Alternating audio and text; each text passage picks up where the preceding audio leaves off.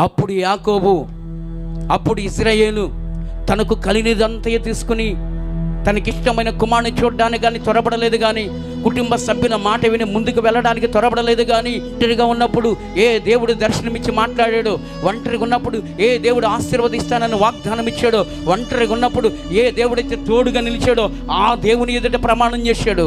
ఆ దేవుని దగ్గరికి వెళ్ళి, ఆ దేవుని యొక్క బలిపీఠం దగ్గరికి వెళ్ళి తన ప్రియమైన కుమారుడి కంటే కూడా దేవుని యొక్క సన్నిధానాన్ని కోరుకున్నారు. దేవుడిని యెహోవా ఎదుట బెర్షెబాకెళ్ళి బలిపీఠం దగ్గర దేవునికి బలులు అర్పించాడు. దేవునికి మహిమ కలుగును గాక.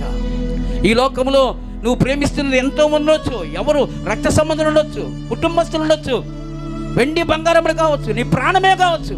ఆయన శిష్యుడు అనబడిన వాడు తనను తాను ఉపేక్షించుకుని సిలువనెత్తుకుని ఆయన వెంబడిస్తేనే, ఆ బలి అర్పణలు నిలిచి ఉంటేనే దేవుని వధువు సంఘంగా మార్చబడతాం. ఈ రాత్రికాల సమయంలో ఒక తీర్మానం చెయ్యి.